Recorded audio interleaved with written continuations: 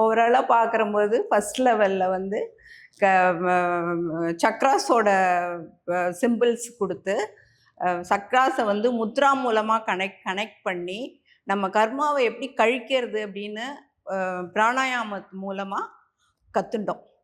அதுக்கு அடுத்த நிலைன்னா 4th லெவலில் கர்ணநாதனை பேஸ் பண்ணி கர்ணநாதனை கையில் கொடுத்து அதை வந்து நீங்கள் எப்போவும் பத்திரமா நீங்கள் வச்சுக்க கர்ணநாதன் வந்து உங்களுக்கு எப்போவுமே துணையாக இருப்பாங்க அப்படின்னு சொன்னாங்க.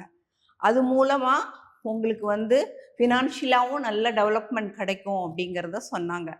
ஆனால் அது உண்மைதான். அதுக்கப்புறமா இன்னொன்று, அந்த ஜாதகத்தில் உள்ள ஒரு ராசியில் 9 பாதம் இருக்குது. அந்த 9 பாதம் எனக்கு 108 பாதங்களுக்கும் அந்த சகஸ்ரநாமம் ஒன்றொன்றும் கனெக்ட் ஆகி நம்மளோட கர்மாவை ஃபுல்லாகவே கழிக்கிறது அப்படிங்கிறத சொன்னபோது உண்மையாகவே அது அல்டிமேட்டாக இருந்தது. அவங்கள வந்து இருக்கிற வரைக்கும் நிச்சயமாக மறக்கவே முடியாது.